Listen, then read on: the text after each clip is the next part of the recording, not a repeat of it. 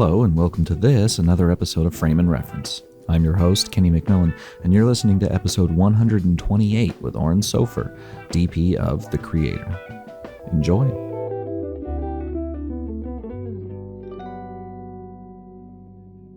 How's it going? Good, man. How are you? Are you here in LA? Yes. Nah, yeah. At least we finally got, some form of. Well, I like this soft diffuse side light that we both got going on right now. I will say I did cheat a little bit. I do have a thing of 251 on my window. So just to kind of. I'm going on natural, baby, but I got these nice floor to ceiling. This is big window situation. Yeah. I've got nice soft light over here. I've got the what do you call it? The apartment manager special. You know, it's just like this big, and it's been painted over 600 times. Are those all Blu-rays in the back there? These are, except for this down here. These are all Field Notes books. Nice. But yeah, that was another pandemic project. Was collecting all the Criterions I possibly could, because they just kept doing sale after sale. And I felt like I wasn't educated enough, you know? Now you are. Well, now you have a PhD. Well, how many of them have you watched? Yeah, a little less than half. But the big ones are like the Scorsese, World Cinema Projects, the box sets. Yeah. Fantastic. Well, hey man, listen, sorry, I hijacked it. I'm in your court. I'm in your capable hands. No worries, man. Normally I ask people up front, what have you been watching? But for you, it's like a lot. This kind of the same thing that happened with Hoyte, which is like everyone's been watching your movie. So, I did watch my movie too many times last year, not on purpose. I imagine. Just from grading, and then you have to do a watch down and QC, and then there's some screenings and festivals, and went with a bunch of friends to see it in theaters, and so it was nice, but I'm sick of it. I've seen it too much. Yeah. Well, I was gonna say thanks for. I actually just watched your shot talk yesterday with Larry. Yeah. And I was like, man, you've got to be sick of talking about this fucking film. No, weirdly, no. Still got a few more in me. Sure. It's fun to talk about. It's a big deal. It's a big film in my career, and I love the film and I'm very proud of it. And there's a lot to talk about in it. It's a very unique filmmaking process, and I just love movies. Like, I'm a movie geek. I'm like you, man. I used to have a shelf. I've distributed the Blu-rays across multiple little pockets of shelves, and then I have the rest of them in a drawer. Yeah. But yeah, I can still answer that original question. What was it? What do I? Oh, what have you been watching? Yeah, I've been on a kick. So I try to watch all the major movies that come out in a given year. Sure. And for some reason, I give myself an arbitrary deadline of like, well, I got to put out my best of list before the end of the year. So like, I need to watch all these movies before the end of the year. So I do, and usually November, December is quite a rush, like with screeners and everything to kind of get through everything. And so after I finished that project, and I still have a few stragglers, but I've seen pretty much every major film from last year. I've been on a kick of nostalgic mid-2000s comfort movies for me, like dramas that I loved in high school, many of which I haven't seen since high school. Right. And it's been putting me in a bit of a weird mental state, because I think low key the mid-2000s, people say 2007 was a peak year, and it was, but I think it was the peak of like a very tall mountain that started in 2000, I would say, and like carried through most of that decade. There are some great movies. These are all studio films too. Mid-budget studio dramas with great casts. And it makes me sad to watch each and every one of them, because I love them and they're all great. And I'm like, well, you wouldn't get that made today. That would have a fraction of the budget. That one would be on a streamer. Like, it's just a little sad. But the other night I watched The Constant Gardener. Sure. Yeah. actually one of my favorites from that time. Like I think I watched that multiple times in high school. I just really was affected by that movie, but I haven't seen it since. So I got that on Blu-ray and I popped it in, and wow, great movie. I think you're actually onto something though, because I've noticed like around the holidays, I run college ski trips every winter, so I end up I'm able to talk to a lot of people, and sometimes I do like weird little surveys. And one of them, there just seemed to be in general this, I don't want to call it boredom, but it seems like overall most people, Gen Z and up, are just kind of done with whatever we're doing right now. Whatever the current, we're like, we have become, I saw someone yesterday saying, isn't it weird that you can look at like clothes or movies from 60s, 70s, 80s, 90s, early 2000s, that all looks the same. And then 2000 to 2024, no change. Like even the radio is like, we've got music from the 80s, 90s, and today. Yeah. Like, and today is 20 years. What are you talking about, and today? Yeah. Yeah. You're absolutely right. I mean, actually, this is something I've been actively thinking about. I think it goes a little further. Like, I do think that culture in general has been frozen in amber since the late 80s. Like, there's a lot of larger cultural, political strains that really are unchanged since then fundamentally, even with the advent of the internet and all this other stuff that's disrupted it quite a bit. Like, there's still certain major cultural forces, like even just like casual dining, Right. fast food, like these concepts before mid 80s did not exist as a concept. Nowadays, ubiquitous. I mean, it's evolved, but it's like there's pre-Reagan and there's post-Reagan. Right. And it's the same with culture. Like, filmmaking today is really just a direct lineage from the studio system in the 80s. Right. Which was just so fundamentally different from the 70s and prior. And so even today, like, minutia, like details are different, but the overall economics of it are the same. And that's why I think the 2000s are so distinct, because it feels very different from that. Like, there was this weird moment when now there's focus features and there's searchlight. Those are the only two vestiges of this time period where those are indie divisions in larger studios. I guess there's Sony Pictures Classics, but they don't produce films. They only distribute. Saving like Miramax. Well, exactly. I mean, at this point, Miramax is a subsidiary of a larger, but it used to be. Sure. And in the mid 2000s, every studio had an indie division. There was Paramount Vantage. There was Warner Brothers Independent. There was, like Touchstone. Disney had their live action kind of indie branch, which I guess now they own Searchlight. So that's sort of replaced that. But, and that's who was making all these movies. Like, that's who was really pumping all this stuff out. And the ones that are still around are still doing that. Searchlight and Focus are still at it.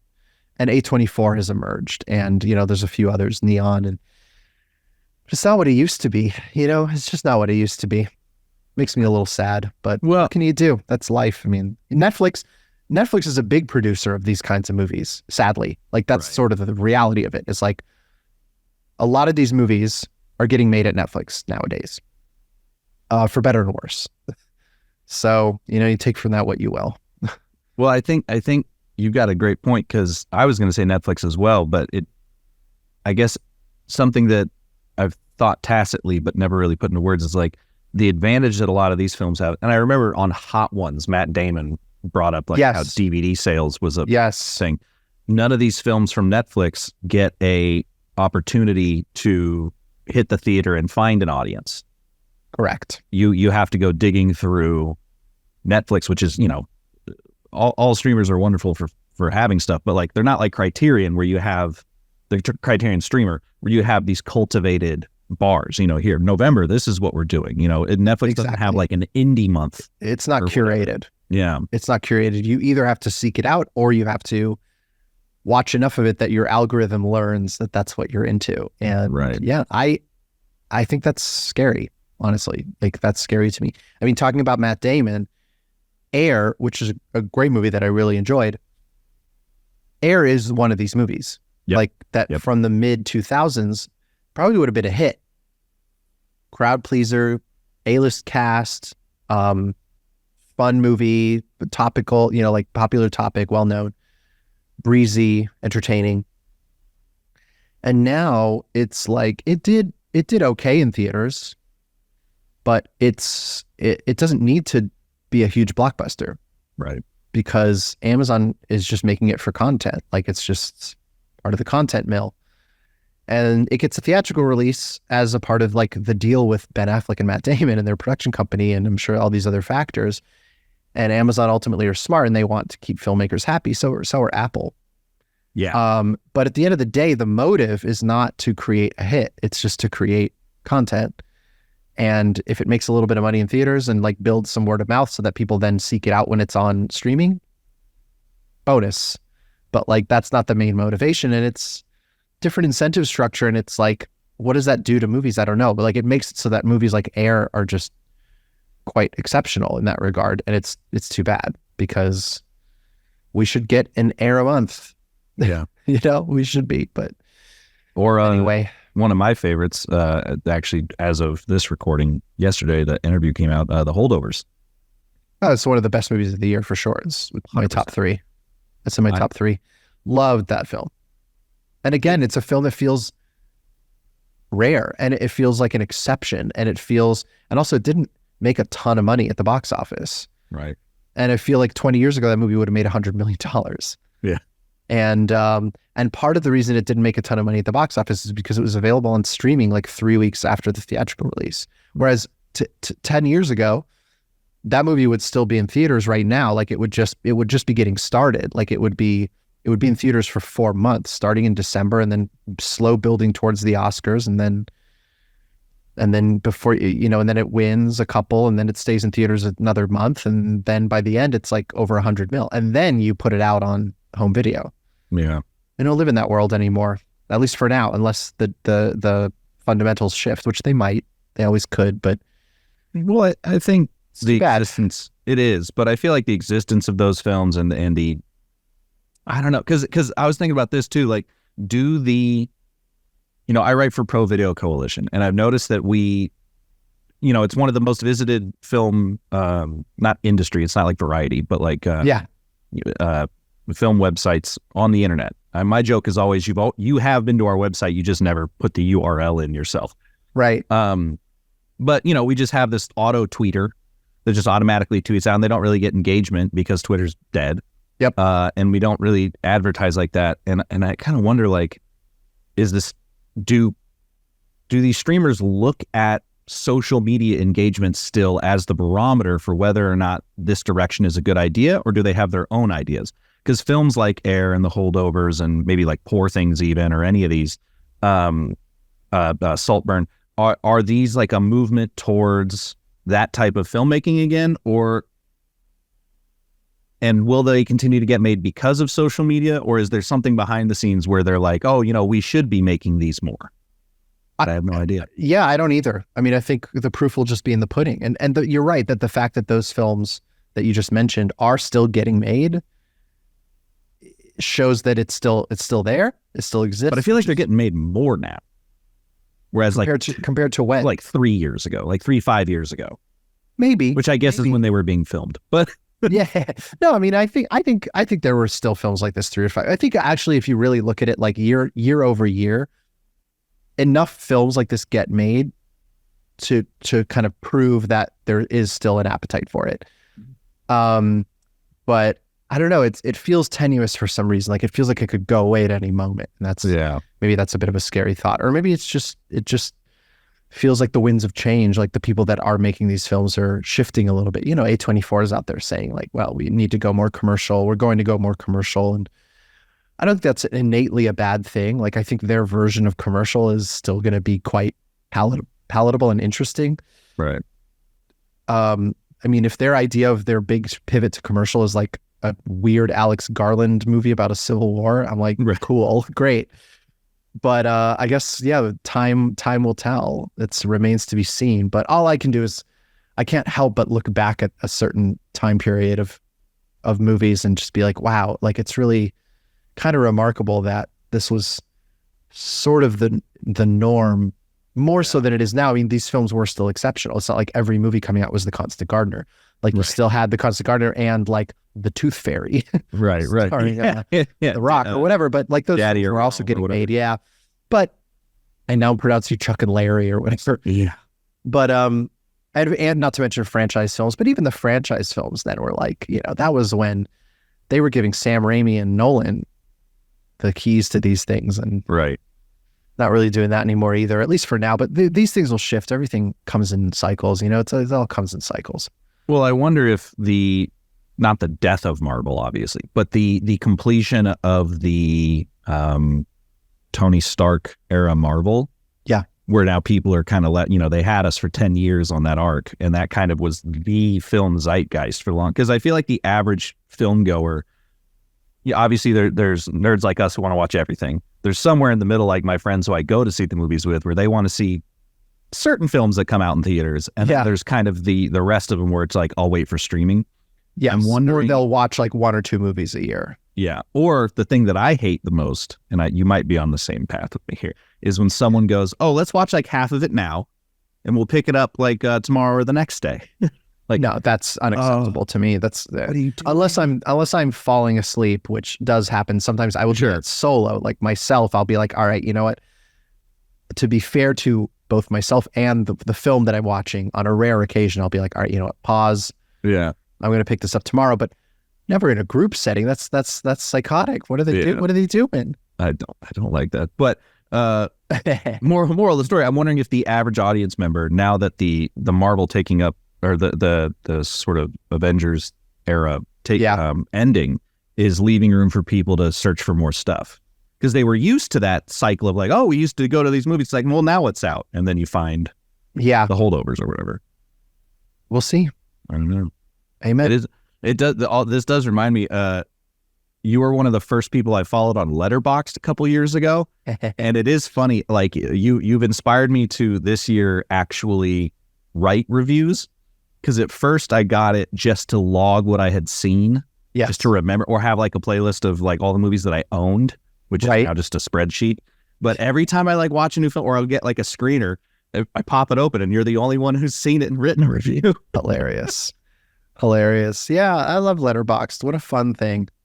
It is. It's the and it still has its like meme areas, but it is kind of one of the few social medias that's still serious. Yeah, or serious at the very in the least, sense that, people care about what they're doing, not like they're self-indulgent. It hasn't been completely taken over by trolls. And I don't know if it ever will, because it's ultimately kind of niche. Yeah. Like, it doesn't serve any other purpose except to be nerdy about movies. So at a certain point, like, that can only appeal to a certain amount of people, right? But never read the comments. I was going to say, have you gone through the creator reviews and just seen what the temperature is there? I haven't. I did a little like when it just came out, and then I stopped. I realized this is a terrible idea. Yeah. It's better to not know. Like, you just have to. The film is out there. We feel the way that we feel about it. Everyone who works on it's super proud and really loves it and thinks it's a great film. The people who care enough about it, that love it enough, will make it known to us that they love it. Yeah. And so that's all that really matters, is like that, the stuff that makes its way to us. Every once in a while, though, I will say, this is really bad form. Somebody will like write a bad review and then tag me in it, or somebody else who works on the movie. That's not nice. Like on Instagram or something, like they'll share that they just watched it and they're like, this was shit, tag me. And I'm like, what are you doing? I don't need to see that. Like, why are you doing that? Fuck you. Exactly. Yeah. You're like, what are you doing? I don't even think they think about it in that way. They just, well, they're clearly not thinking at all, which is the problem. So anyway, don't do that. PSA to anyone listening, don't do that. Like, there's really no. Well, nobody likes that. No, and I think for most people, because most people don't work in the industry, once you've made the film, you might as well be Bob Iger. Like, you're a fake person that exists. So they're not tagging you; they're tagging this entity that was involved in it. Right. not realizing that there's someone on the other side of the phone going, "Hey, what the fuck?" Yeah, the thing is, like, I don't even think that they're doing it on out of malice. Like, I don't think that they're like, oh, I hated this movie so much, I'm going to tag the people that worked on it, just to, like, rub it in their faces. Like, I think it's just a genuine attempt at human connection. They're just going about it wrong. So maybe don't do that. And if you have something nice to say about the movie, feel free to tag us. Like, that's the stuff we like to. That's more positive and affirming, and everyone likes to see that. Everyone wants praise. That's why we do it. That's why we do it, for praise, adoration, and attention. Obviously, like that's why anybody gets into films.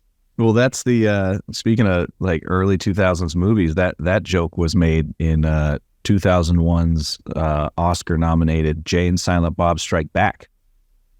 Remember was that Oscar nominated? No. Okay, I was like, were they nominated for best song or something? Around my brain, I was like, what? Like random, strange. It would only be song, or sometimes those weird, like Norbit is an Oscar nominee.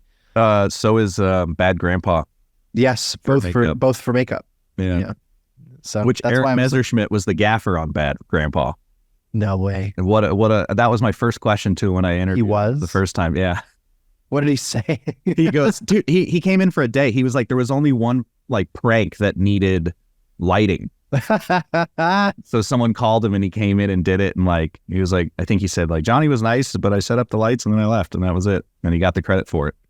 Fantastic. Good for it. What a great credit. Right. That's a fun one. I've said this a lot, but I guess I should ask you because in all these interviews that you've done,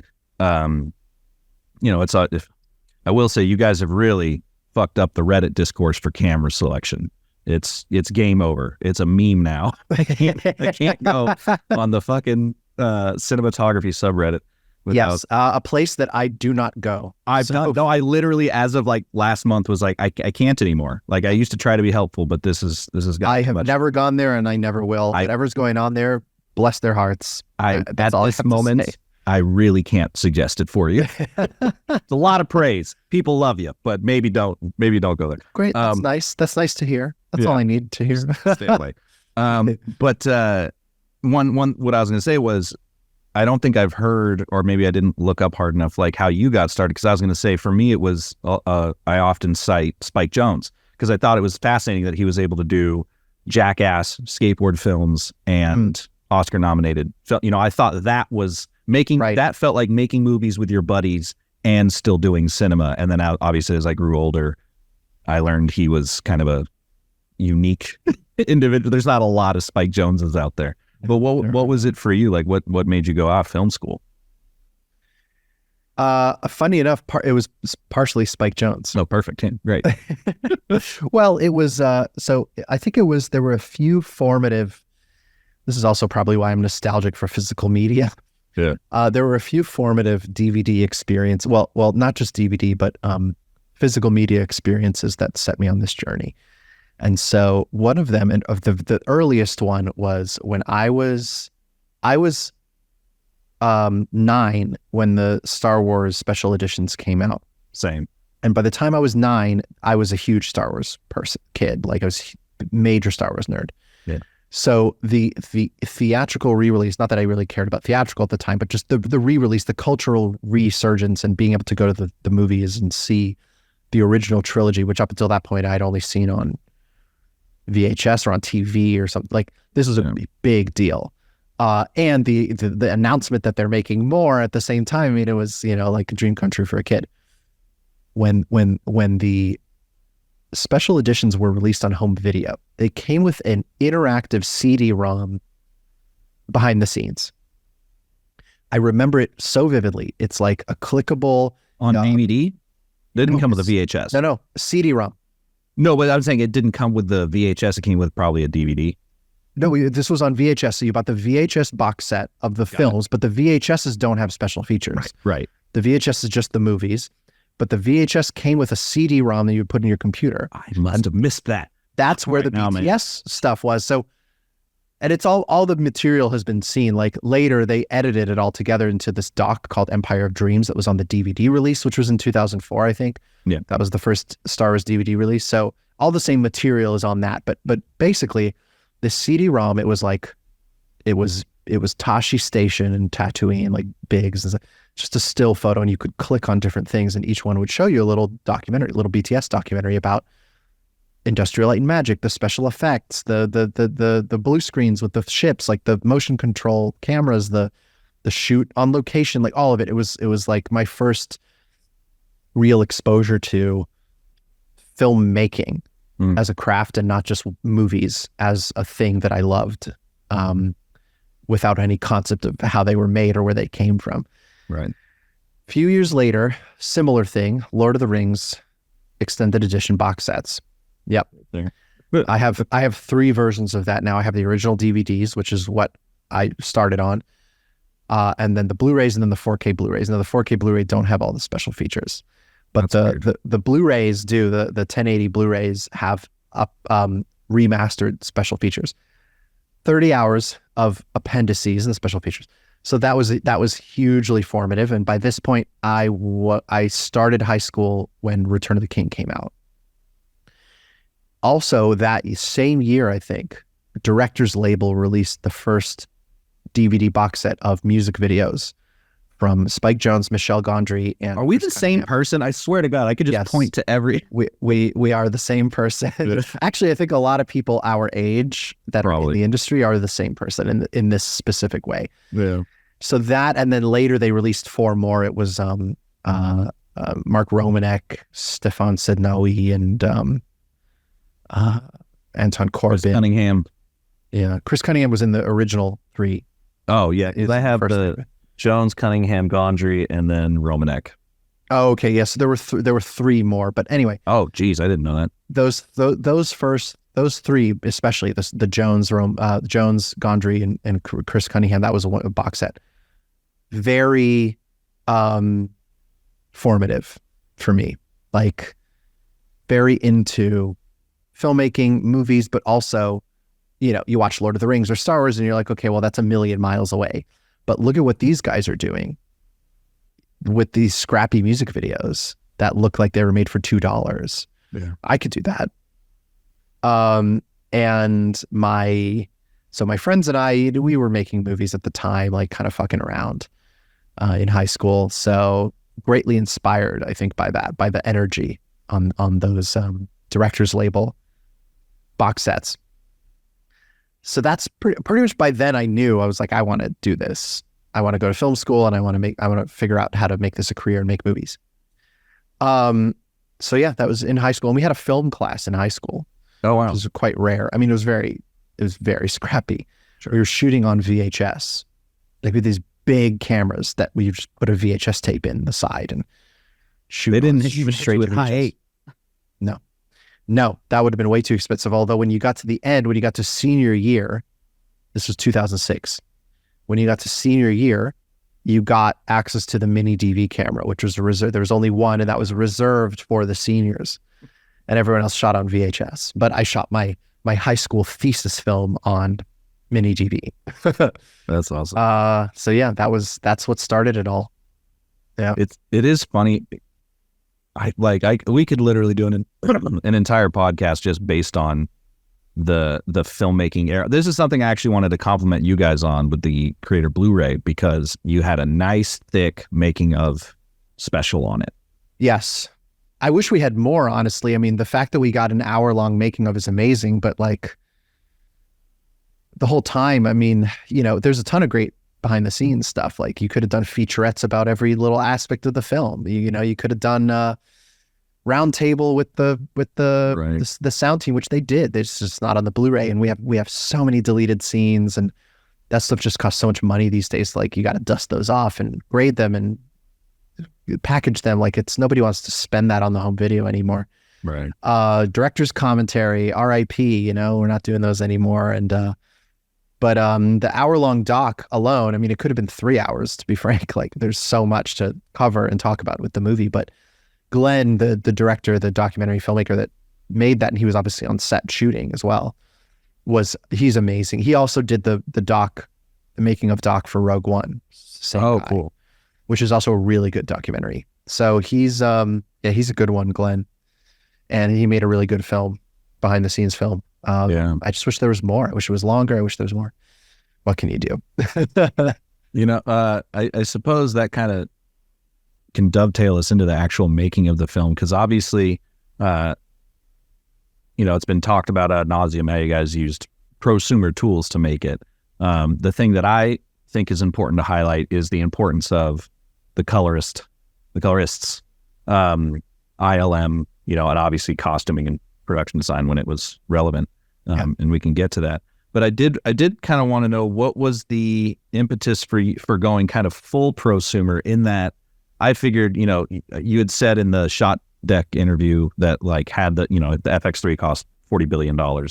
We'd still use that one because it was just the right tool for the job. Great. Yes. But why stick to like aperture lights versus, getting like a sky panel or proper HMI or anything like that? Well, I think it all dovetailed from the same desire to create a filmmaking experience for Gareth, the actors, the crew, everybody involved in the movie, that was nimble and light on our feet and scrappy and small footprint and small scale. And so the same decisions that went into the camera and the form factor, the size, the weight, the tininess of the camera body and the lenses and the gimbal and everything, that all of those choices were made to create a filmmaking style that's very spontaneous and reactive and intuitive and fluid and lightweight. Same decisions went into the grip and lighting equipment. Like, we did not want to ever pretty much be in a situation where it would take more than 5 to 10 minutes to set up anything. Crane, dolly track, lighting, all of that. Right. And so what that led us to was these prosumer solutions. It's not about the cost. Mm-hmm. Once you add it up, the cost of the more higher end aperture lights, which is what we had, is not that far off from a sky panel, but the reason we stuck with them is because the workflow and the footprint are so simple and lightweight and small that, you control them all on a phone app. Yeah. I do really enjoy that app. Yeah. You can't do that with the sky panel. If you want to do wireless on a sky panel, you need to use one of these professional solutions, like wireless lighting control solutions. And we didn't want to do that. We didn't want a dimmer board. We didn't want cabling. We didn't want any of that. And so the aperture lights you can control on a phone app or an iPad in our case, because why limit yourself? Yeah. You need exactly. It's just an interface issue, but size of screen problem. So they were on the iPad, but that was really it. I mean, the idea was just to create like a small, lightweight, tiny footprint. And one thing allowed the other thing to happen. Because we were using such a light camera, we could use lighter grip equipment. Like, we used a scissor crane instead of, like getting a big heavy jib or like techno crane to lug around with us, because the scissor crane can be carried by 2 grips and, it has a little base and you just plunk it down anywhere, extend it out. You got 20-foot crane right there. Yeah. But the payload of it is quite lightweight. So it can take the Ronin gimbal with the FX3, but it can't take a fully built Alexa. Yeah. Same with our dolly, which was a Kessler shuttle dolly. Same thing, like small, lightweight. Our lights were unlocked. Like, we were able to light with smaller units because of the high ISO of the camera. We didn't need as many lights. We didn't need big lamp heads. We could stick with the apertures and the Astera tubes and the DMG little dash light that we had. And that thing is underrated. Roscoe makes a super color accurate fucking pocket light. Excellent light. We used it a lot. It's in the movie, actually. I mean, it's physically in the frame a lot, like, because it has all these different attachments that go in the front. And the light that it emits looks great. So we used it as practicals, like, a lot of times. It's like sitting on a table or it's on a dashboard or whatever. Yeah. Yeah. It's the other thing that, well, there's 2 things. One, yeah. Oh, and a lot of these are battery powered, I'll add. So, like, that's the other advantage, is that a lot of the lights we're discussing, not the bigger lamp heads, but a lot of these smaller lights are all battery powered. So talk about small footprint. Like, you can literally just turn one on and chuck it into the frame, which sometimes we would do. Like, the Gareth's filming, and then he pans over a little bit, and as he does, one of our electrics is like sneaking in on hands and knees, under the frame and like just putting a light like behind a piece of furniture or something and then sneaking back out. Like we could do stuff like that because of how small and lightweight this stuff was. And even the bigger aperture lamp heads, none of them take any more than house power. Like, so you just plug them into a wall. You don't need generators. You don't need any big equipment. And that's not to say we didn't have that. We did on bigger setups, but Greg and I always talked about it like it's the approach is like a balloon. Like the default is it's deflated. It's small. That's the smallest, most streamlined version of the gear, the crew and everything. And every once in a while when we had a bigger setup, night exteriors or whatever, there's a few others, we would just inflate the balloon and add crew, add gear. We did have some bigger HMIs for night exteriors, although to be fair, we barely used them because we actually didn't need them with the high ISO. We did also do some bigger HMIs for some of the Nomad interiors that we did on location in Bangkok at a train station and a convention center. So we're just like shining super bright, punchy light, like sunlight as if it's on the space station through the windows. So we needed some bigger lamp heads. The 1200 apertures were a little not powerful enough for that. So on occasion we did inflate the balloon, but it was rare. It was not our default state. It was really only when in certain circumstances and especially mainly in Bangkok. We also did some stage days in Bangkok, like on little sound stages. So you have a little bit more equipment for that, but yeah, tried to keep it small, slender, and lightweight so that we could just be flexible and shoot and not pause at any point really. So the one thing that I sort of, I guess it's parallel thinking, but clearly I wasn't using it on a big fucking film, was the idea of just having like a battery light on the end of a boom pole. Yeah. And using that as just a mobile key.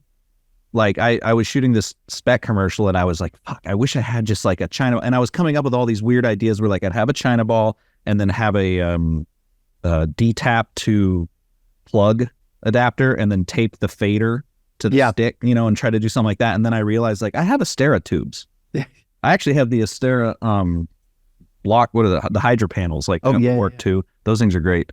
They're fantastic. And I was like, I could just use that. Like, why am I overcomplicating? I'm going too old.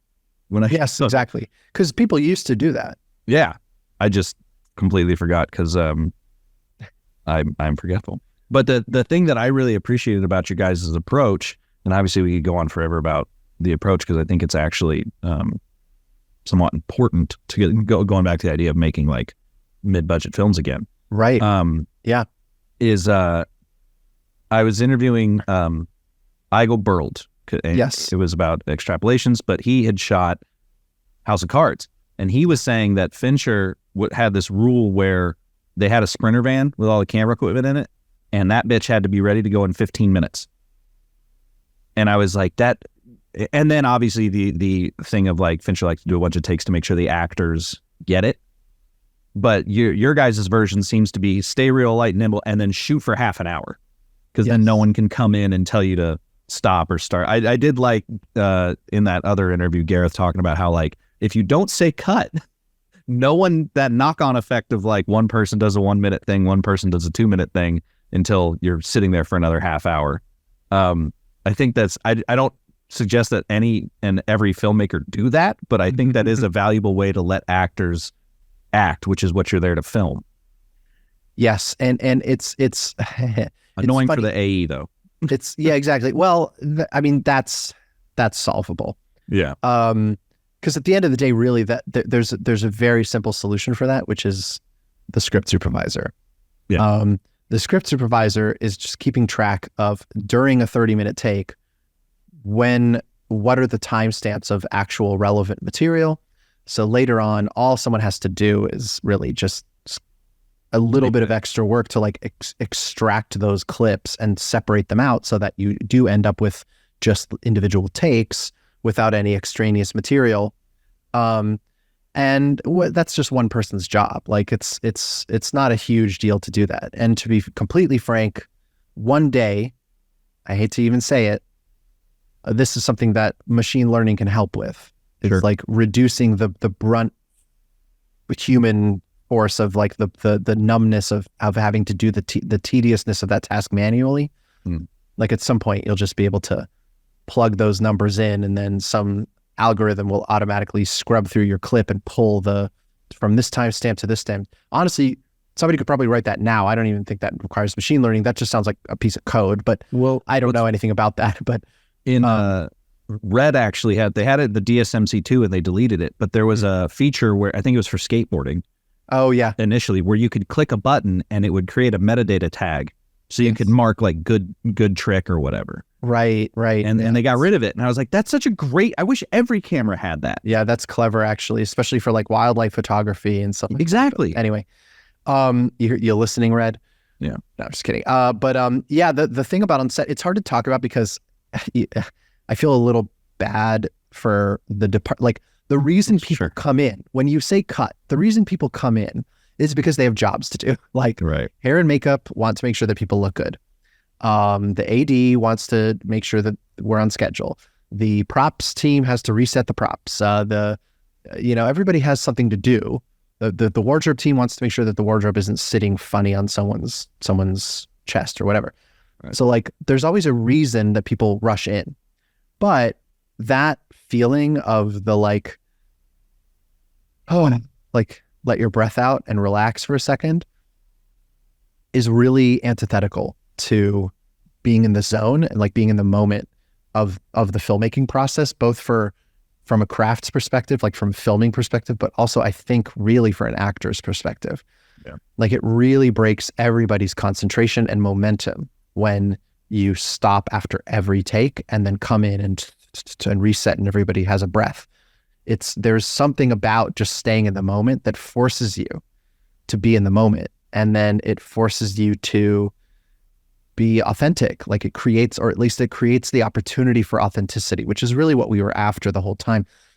Like that's what the long takes were for. It was not about exhausting the actors or anything. It was about fishing for a moment of authenticity, not just with the acting, also with the camera movement, the placement, the positioning, the reaction to the light, like getting some serendipitous moment of background action, timing out perfectly with foreground action. Like there's a million different little magical moments of alignment that happen in front of the camera, and they can only really happen if you're rolling.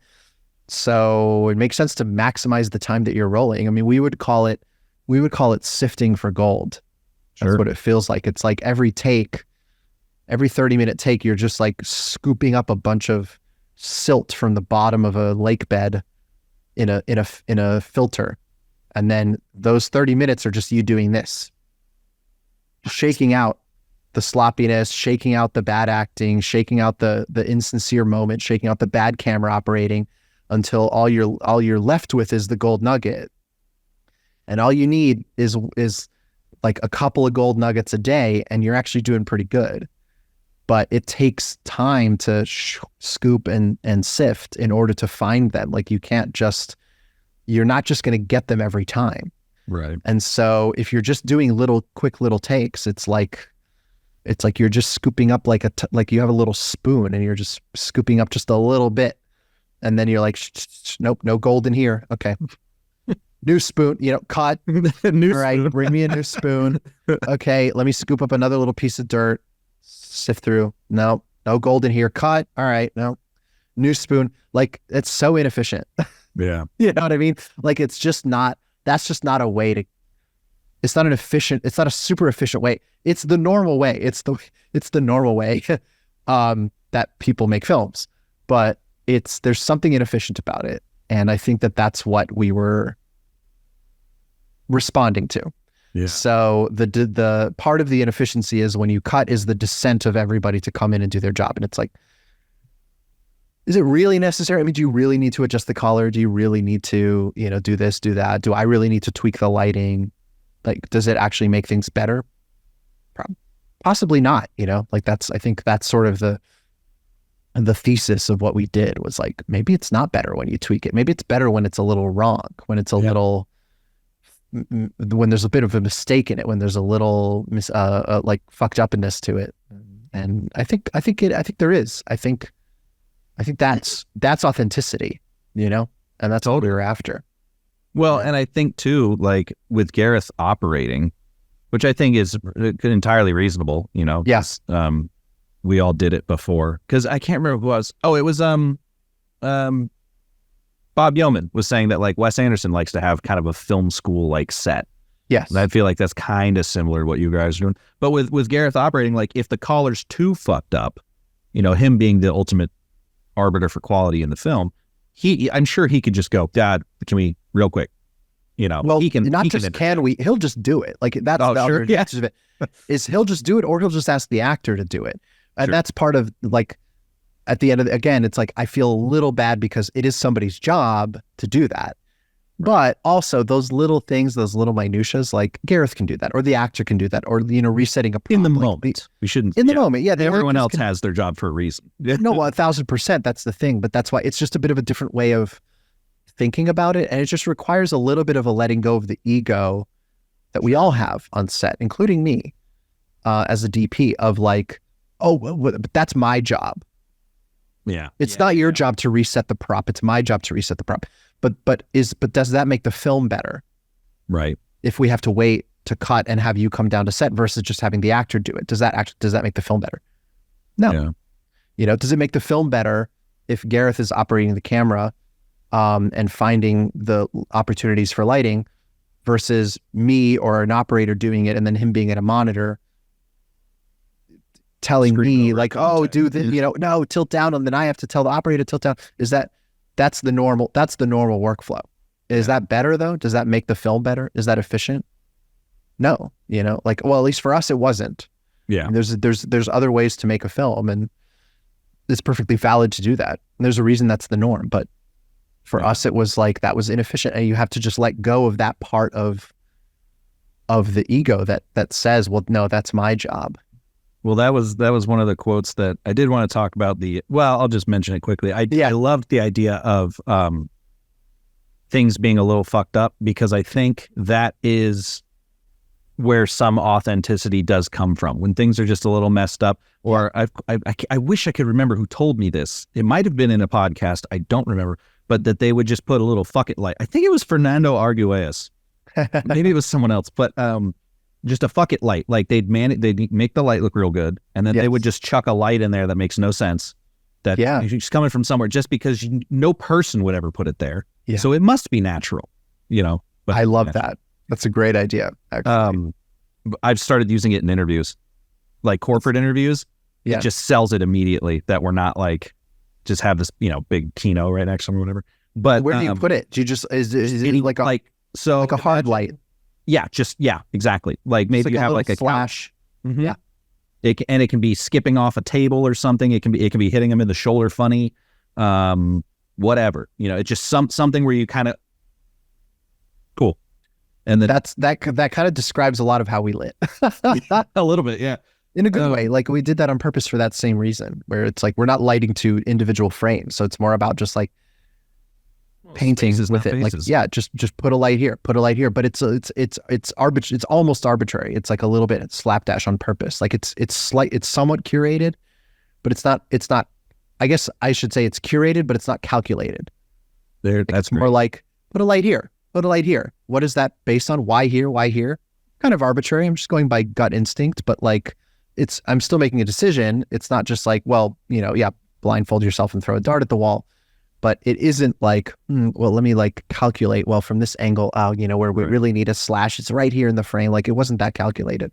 And I think that element of randomness makes it feel naturalistic. We did a lot of that. All of our interiors are like that. That's all. Every time you see hard light in an interior in the film, it's probably an Aperture 600 or 1200D with the spotlight adapter. And we would have those pre-built, and we would do exactly that. Like they would just be out either on a stand just off camera, or they would be outside. And then we would just like, just set it up, turn it on, point it into the room, and then like, let's see what it does. Like, let's just see where it lands. And usually we would just leave it. Yeah. Like, oh, that looks great. Like that looks super naturalistic. I don't want to over tweak it. The minute you over tweak it, it doesn't look naturalistic anymore. So that was a big part of the approach. I'll share with you a quote from, I think it was Pierre. Earlier in the week, I did 3 interviews in one day. So they all kind of blended together. But God bless you. I learned a lot. For some reason, that was a very educational day. But one of the quotes that I liked was the light needs to struggle to get there. Like that's how you make it look real. Is because if you put, this doesn't quite, and it looks kind of natural, but like that could be a sky panel or something. But if the light has to fight its way onto the set, that looks far more natural. And I'm like, I'm absolutely stealing, because he said he would tell his gaffers that, like, don't just set up a light next to the actor, like make it, do some stuff to make it hard to get there. Yeah, that's a really good nugget. Yeah, I like that a lot. I wrote it down on other notepad. But one thing that I wanted to touch on was Greg saying, when you were talking about letting go of the ego and stuff. Yeah, a quote that I really liked from Greg was he was looking for someone gullible enough to do the film, and I thought that was a fascinating way to look at it, because it's not like he picked you out of the ether. Like you had shot major commercials and a few features, like smaller features. So it's not like you were just some kid out of film school. But how did you guys what was that conversation like, where he was trying to suss you out to see if you'd be willing to let go and not be quote unquote the DP? Greg has Greg. Did I say does? I guess there's both. I don't remember, but yeah, you can edit yourself. Sure. Greg has he has a great way of doing this, actually, because he does this with crew as well. Like when he's hiring gaffers and assistants, is he'll say, like, I try to scare people a little bit. Like I try to give them the worst case scenario and just lay it all out and be like, I'm going to be honest with you. This is what the shoot's going to be. Sometimes it's going to be this, it's going to be this, it's going to be this. On this one, I think the biggest warning that he gave me, he mentioned this in that interview as well, is he was like, there's going to be days where you are going to question why you're there, because you're going to be shooting in broad daylight in like a remote mountaintop with no access to gear and no time or desire to add gear and tweak things. And Gareth is going to be off in Gareth land shooting something with an actor, and he's told everyone to fuck off. And you're going to be left standing there being like, okay, great. Why am I here? That's how he described it. And that did happen a couple of times. But I think because that we had talked about it in advance, I had already removed that part of that expectation from me. And Greg, just because of his experience with Gareth on Rogue One, where he also operated quite a bit of the film, I think most of it Gareth operated. And same thing, like Greg has this story that he tells early in the shoot in the Maldives, where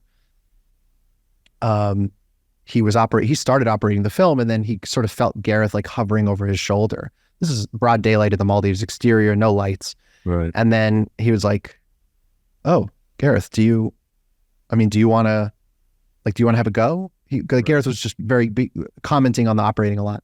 He was like, "Do you want to try?" And then he was like, "Yeah, okay." Now in his mind, he's like, "Of course I want to try," but he's very polite and sweet. Gareth, Hella British. Yeah. So he's like, "Yeah, all right." And so he takes the camera, and then he just gets in the zone, and starts operating and starts directing and starts doing basically what he did on The Creators. Like he's operating, he's directing and holding the camera. Okay, reset, come through here. Okay, and go, rolling the whole time. And then Greg at some point was like, "Okay, great. I don't need to be here. Like you've got this. I'll go to Video Village, get a coffee." Yeah. Or he was like, "I'm going to go shoot something on the other side of the island, or I'm going to go pre-light something." Sure. And that's really what ended up happening with us on those days. That did happen. It's not like I didn't have stuff to do, and that, right. But it just required a different mindset of saying like, okay, well, my job here is to support Gareth. It's not like that really is the ultimate job of the cinematographer, is to support the film and to support the director and what the film needs and what the shoot needs and what the director needs. And in those moments, what Gareth needs is for me not to be there. Right. And the film needs me in other places.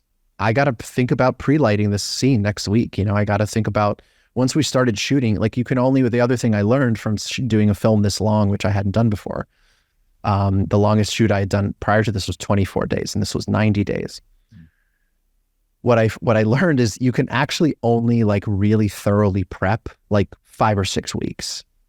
And then once you start making the film and once you've gone through those first 5 or 6 like very thoroughly prepped weeks, you kind of have to prep as you go a little bit. Like you can do broad strokes, but you can't prep in detail because things change.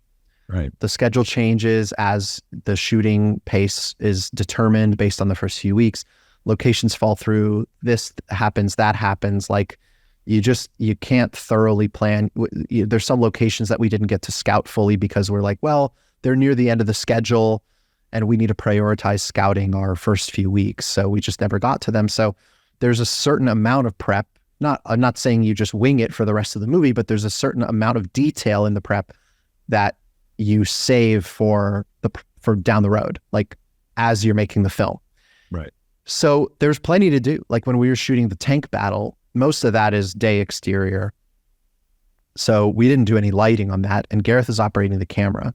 So aside from helping him facilitate communicating with the crew, obviously we're using all of our gear on that. We had drone shots, crane, handheld, dolly, everything. So there's a lot to coordinate, but it's almost all single camera. Gareth is operating, but I'm helping coordinate and make sure the next thing's ready and da-da-da-da-da. But aside from that, once he's actually rolling on a take for 20 minutes, aside from me being sat at the monitor just watching and making sure exposure is good, which it's not going to change. It's midday. Oh yeah, you had a Roto ND, didn't you? Yes, I was controlling exposure on a Roto ND. But in broad daylight, the exposure is not really changing. So those were times where I'm sat at the monitor, he's rolling for half an hour, and like I'm sitting with the gaffer, like we're talking about a lighting setup the following week. It's like there's always stuff to do, and I think that what Greg really prepared me with in advance was to be mentally prepared for that. And I would hop on a second camera occasionally too. So that was the other thing. But you just have to always be ready for anything like that. And it's funny. Yeah, gullible enough is a funny way to put it, but it's in some ways it's true. But it's also like I knew what I was signing up for. You know what I mean? Like I wasn't tricked into it. But I think what he means is somebody who's not jaded yet, right? Who would hear all of these circumstances, like, well, you're going to co-DP, you're going to have this credit. There's another senior DP who is, you're sort of working with, but also for, and like it's complicated, but both of us are ultimately working for Gareth. Like he's fully in control of the visuals of the film. And he's operating and he's very stubborn and in a good way, like very knows what he wants and is not going to rest until he gets it. And all of these are positives. Right. And it's like somebody who... When you have a good director. Well, in this specific case, yes, they're all positives in this specific case. And so I think the gullible comment is more like, somebody who just wasn't jaded about that and who didn't have an ego about it. Right. And that was that was just necessary. And so, so I had to get rid of it. I did have a little bit, I think everybody walks into it with a little bit of it, but I think Greg really prepared me in advance to be like, whatever you're thinking, like you got to change the way you're thinking about it because this film is not going to be that. It's not going to be you coming in saying, well, I think we should do it this way and this way and this way. That's not how Gareth operates. That's not how he rolls. Gareth knows how he wants to do it. And it's our job to support him and figure out how to help him and how to protect him and make sure that he can do it the way that he wants to do it. Yeah. We're dancing around a larger question that I do want to get to, but I did quickly want to touch on both the sun aspect, which is like, I guess you guys only shot it like sunset and sunrise. Like there's not like a noon shot in the film. It's all... Well, there is. Well, sure. But we tried to avoid it as much as we could. Yeah. And that's like kind of leaning into the larger question about like, production value and stuff. But I did want to ask why have you on the Roto ND and not writing the aperture? Because I know that's something I actually learned doing this podcast is a lot of DPs have a controller for the aperture. I don't like adjusting the aperture because we're shooting wide open. Sure. On the lens. And the minute you stop down from wide open, you can see it very clearly. Like you see the, what happens is it doesn't adjust on the anamorphic specifically on certain vintage lenses, because typically vintage lenses, they have a natural vignette that happens for all sorts of reasons. And so when you stop down, the first thing that happens when you go from wide open to one stop down is that the overall exposure does not change. Only the exposure in the center part of the frame changes. Interesting. And what it does is it stops that down to match the vignette. And then once you keep stopping down from there, then all the levels go down. But what we noticed in testing is that these lenses, these are vintage anamorphics, Kowa, Japanese vintage anamorphics from the 1970s, that happens. So when you stop down from a 2.8, which is wide open, to a 4, it's very noticeable because it's not just like adding an ND across the whole image. Gotcha. It's just like darkening the center. So it's just quite distracting. And also it just affects other visuals. Like it affects the bokeh, it affects the flares, it affects the depth. Like it really is, again, especially on older lenses, it starts to really affect the visual characteristics of the lens. And so when you're doing it live, like when you're making a live exposure adjustment, you see those things change because they quite noticeably shift. And it's just quite distracting. Yeah. So that's why we didn't do it that way. Well, the follow-up to that was, which ND did you use? Because I get scared about all variable NDs. Yeah. Because a lot of times either that polarizer thing happens, or the color shift is goofy. I don't know what to tell you. I mean, we shot with Earth brand. It's URTH. No kidding. All right. It's Stills. It's really cheap. Stills brand variable ND. And it's the polarizer technique. It's 2 polarizers. Right. We didn't have any issues. Hell yeah. We didn't have any color issues. I mean, like between the grade, the LUT, the photochem, the dailies of it all, like at the end of the pipeline, we had no issues. Like maybe scientifically, if you actually really sat down and studied it, you'd be like, yeah, well, this is how much color shift that this is introducing. Right. But it was minimal enough that we could just so easily get around it, that it was just not something we really thought about. Sure. Well, that does dovetail us nicely into the question about post, because I think it's important to highlight. Yes. I think you guys lived the Steve Yedlin. That guy's never going to come on this spot. I've name dropped him too many fucking times. I'm sure he's scared of me at this point. No. But the idea of the camera being a data capture collection box, yeah, and not the final image. And so, talk to me about the color correction process and what things you had to do to get to where you wanted to be. Obviously, you talked about how you rebuilt the LUT 3 times until it was workable to where it was kind of evening out color differences. But what kind of things did the prosumer camera kind of throw in your way that needed to be massaged in post, on top of obviously like windows and bringing exposure, the standard color correction pipeline? I mean, to be honest, not much. Like I once again, we'll take any opportunity to shout out Photochem and Dave Cole and Joseph and Freddie and Jose and Claire and everybody that worked on the movie, because it was really like an amazing effort, and they did so much work and a lot of the heavy lifting for what you see in the final film. That said, in terms of the actual technical footage of it all, not much. Like the ProRes RAW 12-bit footage that you get out of the camera doesn't need too much to make it work, aside from like just figuring out the color science of it. But once they crack that, it's you're not really doing anything unique or special that you're not doing to any other camera, aside from the fact that the specific conversion and color science is unique to this sensor. Right. The same way that they have Alexa and Venice and Red conversions, and they don't always work perfectly from one to the next. So that was the case here. So they had to crack the color science, but once they did, like, it was actually quite easy to work with the footage. We didn't have to do anything special to make it work. But in terms of what we did in the grade, like to get the final look of the film, that there is heavy lifting, but we would have done that on any camera. Like, sure, that has nothing to do with working around the prosumer of it all. That's just, once we have our image, our raw image, it's like, well, we knew the look that we were going for,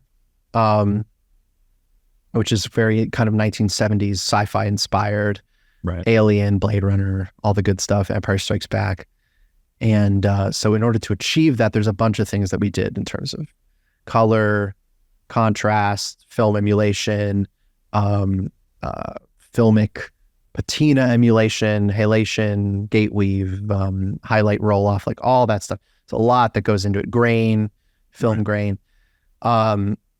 So that was a lot of work. And in addition to, as you mentioned, like just the lighting work, like the digital relight, it's not relighting, but it's massaging the image, in terms of balancing levels and contrast and all that.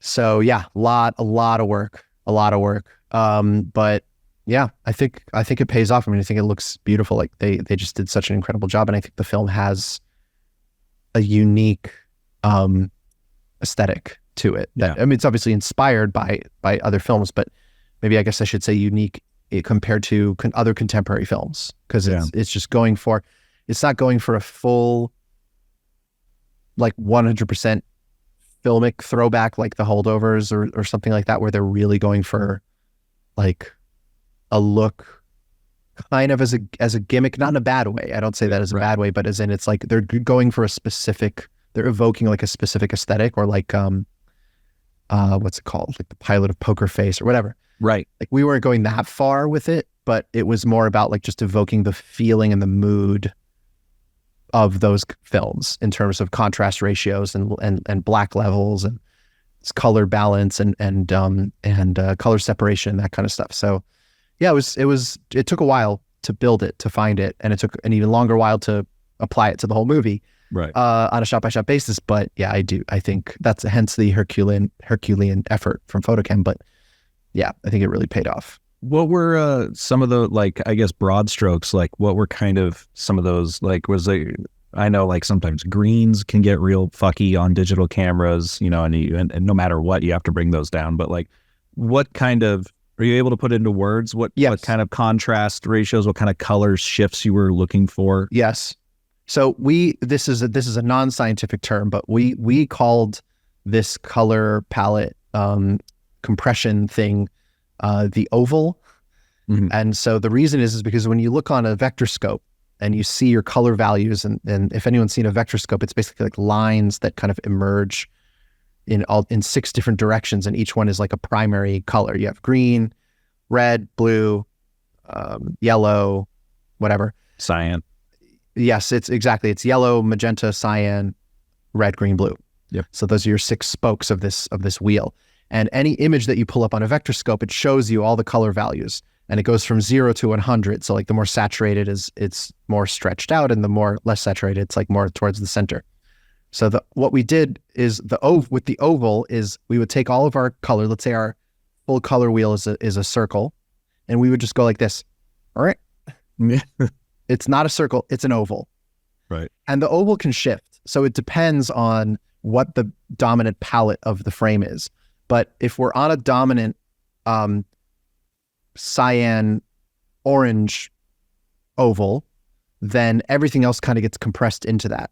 You're not going to have magentas, you're not going to have greens, you're not going to have all these stray colors. It's all going to kind of fit in this oval. And when we have scenes that with a lot of greenery, for example, like a lot of foliage, which happens in the film, we would shift the oval. So exactly. So now it's like more tilted towards, you get a little bit more green in the palette, but what that does is it means there's less yellow in the palette, for example. That kind of gets like clumped in with the green.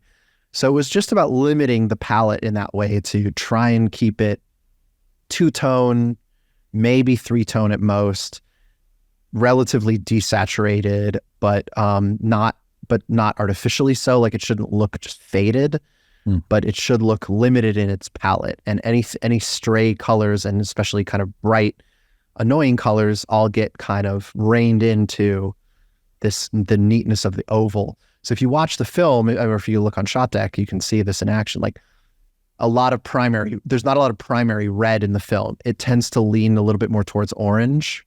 Mm-hmm. And that's because we looked at Alien, and when you look at Alien, there's no red in the film.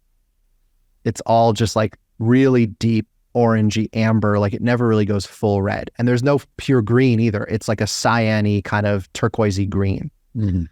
So that's what that's where that came from. Like we were studying those films and looking at what the combination of stock and lenses and lighting and exposure was doing at that time, and that's what we were trying to recreate. So yeah, that's basically the answer. Like and Gareth also just hates the color purple. So Yeah. Digital fucking hates purple anyway. yeah, not the movie, Not the film. Yeah. the or the book, just the actual color purple and magenta. So there's no magenta or purple in the film either. Yeah. So that already quite limits the palette. You know, it's like a lot of blues, a lot of warms, yellows, oranges, and even the greens are like kind of a green blue, and the reds are kind of an orange. So everything is kind of in that more limited palette. That's how we reined all that in and like created this more cohesive palette. But it's still colorful. Like it's not a muted or faded or desaturated feeling movie. It's just about limiting the palette. Sure. Yeah. Well, that kind of brings us to the large question I was kind of leaving for now, which was what, and this is kind of the educational part, you know, it's not that you guys are the first to do this, but certainly the most recent. What are kind of the things that you learned and tools that you can take on going forward in your career, you know, even with just commercials or anything, other film, that the kind of indie stuff that you did helped, and what are kind of the things that working on such a large film are going to help your indie career, so to speak? Great question. Well, it's easier to answer like what does indie help the bigger stuff, because I think that's the stuff that's a little more obvious, I guess. Like the smaller crew approach, the lighter footprint, whatever you can do to maximize actual time filming on set with actors and capturing moments and footage, like, and not wasting time on the machinery of filmmaking and all of that. Like, I think the more that can be streamlined, the better.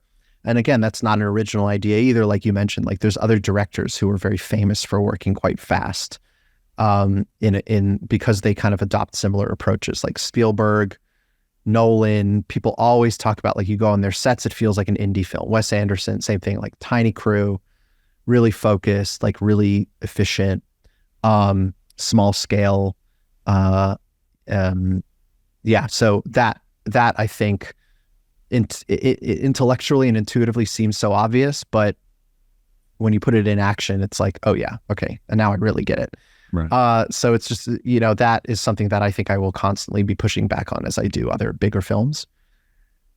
So my unsatisfying answer in the opposite direction is like, it's kind of just harder to do indie films. Like, oh yeah, I mean, yeah, it's just harder to go back to not having certain resources. Like the best of both worlds approach, I think, is like really this sweet spot, and it's such an ideal, but it is the best of both worlds, including the bigger budget filmmaking, meaning that you aren't quite limited in terms of resources, schedule, crew. Like you have everything you need. You're just very selective and smart and calculated about what you're using. Whereas in indie films, obviously, it's like you just never have what you need. right. And so you often can get creative, which is very good, can be good and yield good results. And other times, it just sucks. Like it's just frustrating, and you feel understaffed and undersupported, and the film suffers. And sadly, you know, I feel that way about some of my past work. Like it is what it is, but it's a shame. Like there's certain films that I feel had really great ambition and really great ideas and imagery and scripts, and it's like we just fell a little short with execution but because of limited resources. And it is what it is. It's just, you know, it's the most that will influence on me going forward is like being selective of what movies I take on. Sure. Basically, like that's kind of the unsatisfying answer to that. But because I wish there was some nugget that, you know, I could like, oh, I've gone to the mountaintop of big budget filmmaking, and now I can come back down to indies and impart this knowledge. And it's like, it's money. No, the knowledge is, the knowledge from going up to the mountain and coming back is, hey, you know what solves a lot of problems? You know, it's a great problem solver? Money.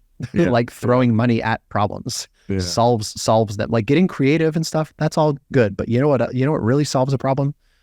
Resources. Yeah.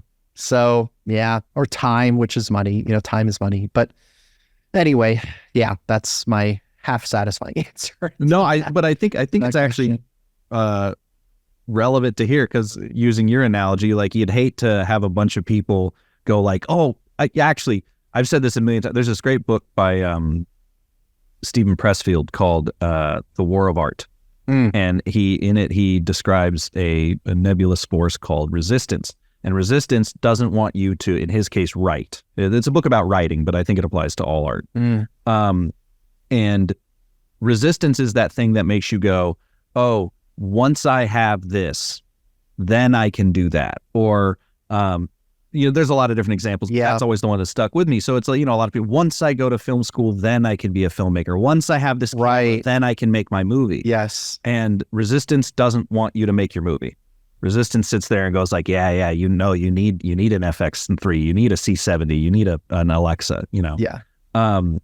And I think it's good to hear, like, if you just don't have money, figure it out otherwise, because there's nothing else over there that's going to make your job easier. Just start now, because 100%. I mean, and honestly, the biggest thing that I would say, and I've been saying this even before I made a bigger film, the biggest thing you can do to solve that problem is like write a script that isn't very expensive to produce in the first place. Like know your limitations and work around them and work within them and build your, like, knowing that, well, I only have X. So, maybe I shouldn't be this ambitious. Like maybe I should be trying to make something a little bit more manageable and use my resources in a different way so that I can ace the execution of something simpler versus, slightly falling short on the execution of something more complex. Yeah. Well, if you look at, we're the same age. Like, how many times were you quoted, like, look at Clerks in film school? Look at Clerks. He worked at a convenience store. Shot So at the filmed at the convenience store. Filmed at the convenience store that he worked at. Do that. Don't, because I think a lot of people would want to make The Creator because it's so pretty and it's exactly in our brain. Yeah. Yeah. The other good ones to look at are like Following. I was about to say Following. Yeah. And Pi, and these are ambitious movies, story-wise and scope, but this is what's so clever about watching them is like the tricks, quote unquote, that they did to get scope. Like Nolan talks about all the time. He's like, just shoot on rooftops. Like shoot on a rooftop, you get scope because it's like you have this big vista and you're high up and it like looks epic. And it's like, so he would just climb up to the roof of an apartment building and go up to the top and shoot. And you could do that in New York City. I would do that a lot on student films. Yeah. You shoot on your friend's building's rooftop and you get like instant production value. And that doesn't cost you anymore. It's just being clever about like how you're deploying your resources and where you're going and what you're doing. So yeah, I think that's what it comes down to is that, but we really pushed it. I think like we really pushed the limit of what you can accomplish. And even then Gareth will be very open about this. It's like that the movie still costs too much and that we could have made it for less in theory. Right. But there's various reasons why we couldn't. The main one being COVID. Right. So it's like 25% of the budget is like. No kidding. Jesus. Not just like PPE and stuff, but just it's COVID and the repercussions of COVID. Yeah. You got to shoot in certain places. You need a certain this, you need certain that, accommodations, transportation. I'll give you an example. Transportation. We drove around in vans. The COVID restrictions made it so that we could only have 4 people in a van. These are vans for 10 people. Right. But we just 80 tripled the amount of vans we needed on the entire shoot because of that. Right. So, but that doesn't matter. That's like that. It would be cheaper to do the movie if we made it now without COVID restrictions than when we did in the height of COVID. But there's other ways I think where Gareth was like, I think we could double down on this approach and actually slim it down even more and get even scrappier and do it for less money. Yeah. I think he's right. I think he's probably right. But yeah, I still think that the scope and scale that we accomplished on what we did have is like pretty remarkable. And they did not have that much for VFX either. So it's like that was also a lot of, I don't know the exact numbers, but a lot of similar approaches in visual effects to what we were doing on set. cheats, tricks, like a lot of 2D stuff, 2.5D. Like if you don't need to build a 3D model, don't build it. If you don't need to render this, don't render it. Like a lot of stuff like that. And the way that they managed to do that is because Gareth used to be a visual effects artist. Right. And what Gareth told them is one thing that visual effects artists never hear is he had to convince them. He was like, send me work in progress. Because usually visual effects vendors are used to dealing with directors and people who don't understand the process of making visual effects. So if you send them something that looks unpolished and unfinished, they'll be like, I can't give notes on this because it doesn't look like anything. Like It's just a skeleton. But Gareth can look at a skeleton and say, no, the movement's wrong. So let's reanimate the movement before you texture, light, and render it. So that you only have to do that once instead of having to do that over and over and over again. Right. That's how they save a lot of money on visual effects. Well, and the other thing too that I think any kind of I feel like a lot of filmmakers today, the younger filmmakers are relatively technologically savvy, because one would think. Well, yeah, but there's a lot of tools available. I think like you can get a little bit of production value off of if it applies to your film, like doing a lot of those sky replacements, that 2D, 2.5D stuff. I think you can pull off in After Effects, like little Photoshop, little After Effects, and get away with it. Yes. Yeah, you could do it in editing software now. Yeah. It's never been easier. You just need to learn it. Yeah. A little bit. You just need to learn it. But yeah, you're 100% right. The thing, I know I've kept you a little over, but I did want to ask, especially because you brought it up earlier, how long did it take and what did you ask Gareth and Greg about Rogue One? No comment. It was immediate. It was the second we got there. Yeah, I mean, I look, that experience is very personal to them, and it's not mine to discuss. Oh yeah, fair enough. But yeah, obviously as a Star Wars fan, asked a lot, learned a lot, and I have a lot of appreciation for that film and what they did on it. I do love that film. Yep. Sorry, I can't be more. Oh, I'm not sad. I have notes that I'm looking at. Oh, hilarious! No, I know. I just was saying to any listeners if sure. was looking for some juice that I'm trying to be disciplined. No, that's fair. That was more of the fun way to end it anyway. Because it is. You gotta go. You know how it is though. It's like one of those things where the minute you talk about something like that, that's all that anyone cares about. And it's a headline somewhere. That's how this podcast will finally kick the fuck off. Exactly. Spill some beans about something I didn't even work on, and then well, I think that's pretty much.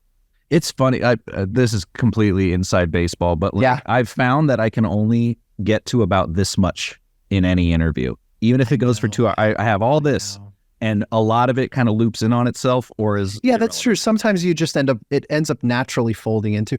But I also ramble, so I've been really trying to be disciplined with my answers, like just in general in podcasts. But I'm very bad at that. So we get to what we get to. I have to warn a lot of people, like, hey, I will ask 3 questions that I should have asked earlier, but now I'm thinking about it again. I'm okay. It's also because we're all ADHD, so it's fine. Well, and again, more inside baseball. I feel like this podcast is different in that it is just kind of a chat, versus trying to make it too structured and and I appreciate that though. I like a chatty podcast. Yeah, it feels like we're like in a living room somewhere and there's a fire burning. I have the fireplace. I got candles going. Oh my God, there you go. Like I feel very calm right now. Like should be drinking a whiskey or something, even though I don't really drink whiskey. Yeah, but it feels appropriate. It's a sake. Something. Ooh, warm sake. Okay, that's more my speed. Thank you. Yeah. Yeah. Well, we'll.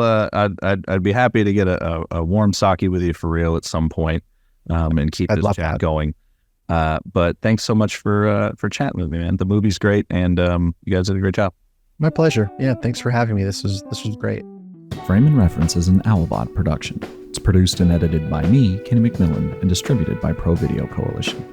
If you'd like to support the podcast directly, you can go to frameandrefpod.com and follow the link to buy me a coffee. It's always appreciated, and as always, thanks for listening.